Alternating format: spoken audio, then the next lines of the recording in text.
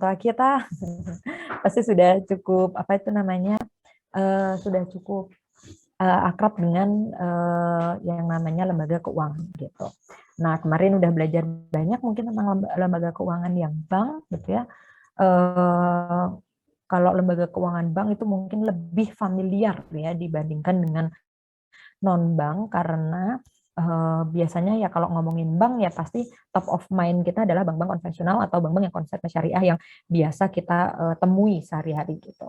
Nah, kalau non-bank ini bedanya apa sih? Walaupun pada dasarnya mungkin ada layanan-layanan yang memang sama, tetapi ada beberapa perbedaan yang kemudian mana yang lebih dekat dengan masyarakat dan mana yang apa ya, bukan nggak profesional ya, tapi rata-rata kalau yang non bank itu lebih familiar gitu ya, atau lebih dekat ke masyarakat gitu. Nah, mungkin kita mulai dari secara umum gitu ya, yang namanya fungsi lembaga keuangan itu baik bank maupun non-bank, secara umum tuh dia mempunyai fungsi ya mendapatkan dana dari masyarakat, kemudian menyalurkan kembali gitu. Biasanya kalau mendefinisikan bank biasanya kan menghimpun dana dari masyarakat, entah itu berupa tabungan, deposito, dan lain sebagainya, kemudian menyalurkan dalam bentuk pinjaman, kredit, dan lain sebagainya. Kemudian fungsi lainnya juga memberikan pinjaman tentunya ya, biasanya kalau orang ke bank itu jarang banget nih, kalau dulu mungkin mindsetnya kalau ke bank itu nabung gitu ya, kalau sekarang udah mulai yang namanya ke bank itu pinjem duit gitu. Apalagi akses terhadap pinjaman itu sudah mulai apa namanya, sudah mulai lebih mudah gitu ya, atau pemerintah tuh lebih terbuka gitu ya, lembaga-lembaga keuangan tuh lebih terbuka terhadap aktivitas atau layanan pinjaman gitu. Kemudian ada likuiditas keuangan dan transaksi. Tentu saja dengan adanya lembaga keuangan ini kita tuh kalau bertransaksi akan lebih mudah. Mau mencairkan uang, misalnya kita punya tabungan 100 juta, kita butuh uang 100 juta, detik itu juga kita bisa ke lembaga keuangan terdekat yang tentunya relevan dengan tabungan kita bisa mencairkan dengan cepat gitu. Kalau dari pengalaman saya pernah ya, suatu ketika sebenarnya bukan terdesak sih, tapi ada satu kebutuhan yang pengen cepat saya penuhi gitu ya. Kemudian saya punya tabungan emas dan saya punya tabungan uang, akhirnya saya cairkan detik itu juga cair gitu ya. Cuman bedanya antri aja gitu ya. Kemudian jadi ketika saya butuh duit, saya dengan cepat memenuhi kebutuhan tersebut dengan adanya lembaga keuangan ini gitu. Kemudian ada pemindahan aset. Maksudnya pemindahan aset ini karena biasanya bank itu kan karena mendapatkan uang dari masyarakat dengan layanannya, kemudian memindahkan uangnya entah dalam bentuk investasi atau entah bentuk pinjaman, tapi pada akhirnya uang disalurkan itu akan menjadi aset yang berbeda lagi gitu, maka dia disebut mempunyai fungsi dia itu menjadi pemindah aset itu secara umum gitu ya. Nah, juga sekilas terkait dengan keuangan lembaga keuangan yang bank, mungkin disebut ada bank sentral atau dalam hal ini BI gitu ya kalau yang dikenal di Indonesia. Kemudian ada bank umum, bank-bank konvensional atau bank syariah yang biasa kita kenal itu sebagai umum, di mana menjadi perpanjangan tangan gitu ya dari bank sentral yang punya wewenang untuk kebijakan bank-bank di Indonesia untuk menyalurkan dan menghimpun dana dari masyarakat secara langsung, yaitu melalui bank umum. Kemudian ada yang namanya Bank Perkreditan Rakyat atau disebut dengan BPR lah, namanya aja udah kredit gitu ya, pengkreditan gitu. Dia mempunyai fungsi sebenarnya hampir sama dengan bank umum, hanya saja layanan dia lebih sempit dibandingkan dengan bank umum.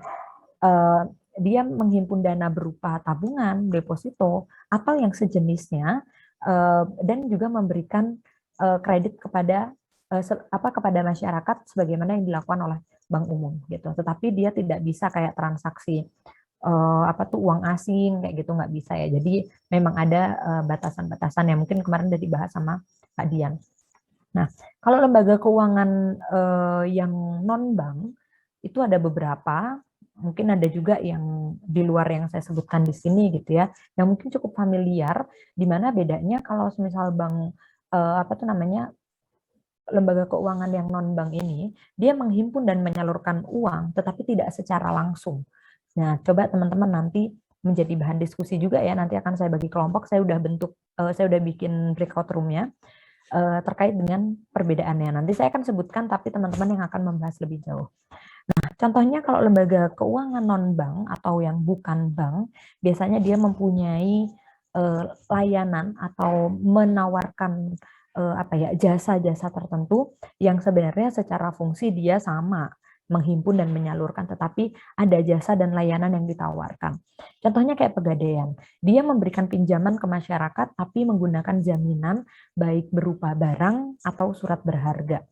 Nah, saya sendiri saya nasabah di Pegadaian, tetapi saya belum pernah, pernah Ring. Saya menjadi nasabah Pegadaian karena tabungan emas gitu ya, bukan karena mau menggadaikan awalnya. Tetapi suatu ketika saya pernah, karena takut menyimpan emas di rumah, akhirnya saya menggadaikan emas itu ke Pegadaian dengan harapan disimpan dengan lebih aman. Nah, hanya saja kita nanti kena ada biaya jasanya gitu ya, atau mungkin semacam bunganya gitu ya, walaupun di Pegadaian Syariah, tapi kan tetap aja dia akan ada dengan istilah lain akan ada margin yang harus kita bayarkan gitu ya, gitu. Nah, waktu pandemi kemarin gitu ya, nah saya itu nyairin lah itu apa tuh namanya, jadi tabungan emas, kemudian tabungan itu saya cairkan. Nah, itu ternyata Pegadaian itu stok barangnya itu udah penuh gitu ya. Jadi kalau menggadaikan dia hanya menerima menggadaikan emas katanya, karena mungkin fisiknya lebih kecil gitu ya. Katanya kalau kayak yang menggadaikan motor, menggadaikan elektronik, nah itu tuh udah penuh ya waktu pandemi kemarin gitu. Jadi memang lembaga keuangan ini, non-bank ini sangat membantu masyarakat-masyarakat yang membutuhkan dana, tetapi secara administrasi atau secara persyaratan mungkin tidak masuk kriteria pada lembaga keuangan bank gitu. Karena kalau lembaga keuangan bank kayak bank konvensional, ketika kita membutuhkan dana syaratnya biasanya panjang gitu ya gitu. Kayak kalau mau kita pinjam uang juga ada syarat minimalnya, misal dilihat dari penghasilannya, kemudian slip gajinya dan lain sebagainya. Bayangkan kalau misal kita pekerja harian lepas yang misal tidak punya slip gaji gitu ya, tidak punya bukti tertentu yang bisa menjamin bahwa kita itu sebagai peminjam bisa mengembalikan dana tersebut gitu. Nah, maka lembaga keuangan non bank ini menjadi salah satu alternatifnya gitu. Kemudian di lembaga asuransi, di mana lembaga ini menawarkan jasa asuransi, di mana sekarang jasa asuransi itu sudah cukup beragam gitu ya, baik dari asuransi pendidikan, kesehatan, jiwa, dan lain sebagainya yang memberikan jaminan-jaminan pada layanan yang ditawarkan gitu. Nah, biasanya dari mana dia menghimpun dananya? Melalui premi gitu. Jadi ada kalau misal asuransi kendaraan deh contohnya ya. Asuransi kendaraan itu dibayarkan setiap tahun dengan jumlah tertentu yang disesuaikan dengan kondisi mobil gitu ya, merek mobilnya apa, kondisinya bagaimana, tahun keluarnya tahun kapan, harga jualnya berapa gitu ya. Nanti muncullah premi atau kayak iuran wajib yang wajib dibayarkan setahun itu berapa gitu ya, karena jangka waktu asuransinya juga setahun. Kayak asuransi kesehatan, misal satu bulannya kayak BPJS itu ada yang total 50.000 per bulannya gitu. Jadi lembaga asuransi ini menghimpun dananya melalui premi atau asuransi. Dia tidak mengembalikan uang dengan jumlah yang sama sebagaimana bank mengembalikan tabungannya kepada masyarakat gitu ya, tetapi dia menawarkan jasa asuransi tadi atau jasa pertanggungan gitu ya, menanggung risiko jiwa kalau terjadi kecelakaan kematian, risiko kesehatan gitu ya kalau sakit ditanggung, kemudian pendidikan artinya pada jangka waktu tertentu nanti ketika anaknya masuk sekolah maka biaya sekolahnya itu akan ditanggung, walaupun biasanya akan ada pengecualian. Contohnya kayak semisal asuransi kesehatan, oh yang ditanggung obat-obatan jenis ini, kalau obatan-obatan jenis itu tidak ditanggung, penyakit ini ditanggung kalau penyakit itu tidak ditanggung. Nah, seperti itu. Kemudian ada namanya koperasi simpan pinjam. Nah, ini udah umum ya. Dari berbagai jenis koperasi simpan pinjam, koperasi itu ada yang koperasi apa tuh namanya serba usaha, koperasi simpan pinjam, kemudian koperasi apa lagi ya? Yang dia itu koperasi ada yang perdagangan ya, yang bergerak di perdagangan. Tapi ternyata koperasi simpan pinjam ini adalah koperasi yang paling apa ya populer mungkin ya di masyarakat gitu, karena rata-rata orang bergabung dalam sebuah kelompok atau dalam sebuah komunitas yang berbau finansial itu ya tujuannya adalah untuk memenuhi kebutuhan berupa pinjaman. Nah biasanya kayak gitu. Jadi sebagaimana koperasi lainnya, asas yang dipakai adalah asas kekeluargaan gitu ya, koperasi simpan pinjam. Nah, walaupun jenis koperasi yang lainnya juga ada gitu, tapi paling populer, paling banyak itu adalah koperasi simpan simpan pinjam ini gitu.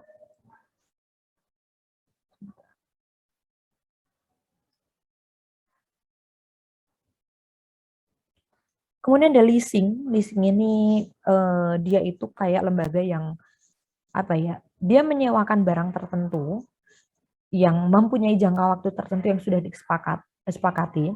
Tapi ketika terjadi sesuatu yang di luar kesepakatan, kayak semisal terjadi pelanggaran hak dan kewajiban tertentu pada perjanjian tersebut, perjanjian leasing, maka yang lembaga leasing ini dia berhak untuk menarik kembali barang yang disewakannya gitu. Dan nanti lebih detailnya teman-teman akan diskusi dan mencari juga contohnya dan menjelaskan contohnya tentunya. Nah, pasar modal ini biasanya dibahas pada mata kuliah khusus juga ya gitu ya, karena saking memang sangat banyak pembahasannya berkaitan dengan keuangan gitu. Di mana pasar modal ini adalah tempat terjadinya transaksi jual beli saham atau surat-surat berharga. Nah, surat berharga itu contohnya apa? Kayak misal obligasi gitu ya, surat bukti utang piutang. Nah, itu diperdagangkannya adalah di pasar modal gitu. Jadi barang dagangannya apa? Oh, namanya juga pasar ya, tempat bertemunya jual beli nih, bahasa singkatnya nih dari pasar gitu. Ya apa itu namanya tadi, barang-barang saham dan surat-surat berharga lainnya. Nah, jadi mungkin teman-teman bisa sedikit terbayang nih, kalau non bank itu dia menghimpun dana dan menyalurkan secara tidak langsung gitu ya, secara tidak langsung. Kalau misalnya yang bank dia langsung.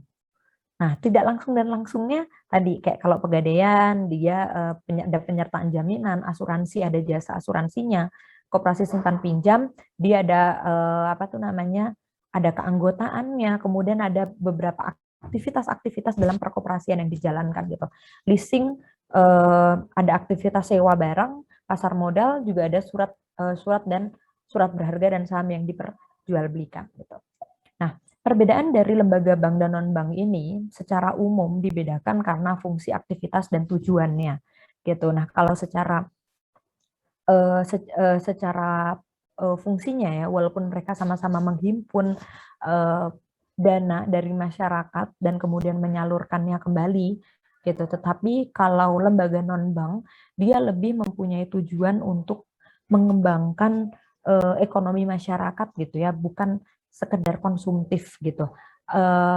Walaupun kayak misal pinjaman dalam bank itu memang nggak konsumtif juga ya. Saya pernah ya iseng aja tuh pernah nanya semisal saya mau meminjam, ternyata itu persyaratannya lumayan juga gitu ya dari segi administrasinya. Kalau mau usaha pencatatan keuangannya harus bagus gitu ya. Kemudian jaminan bahwa mereka akan menghasilkan profit itu juga harus terjamin gitu ya. Kemudian apalagi ya?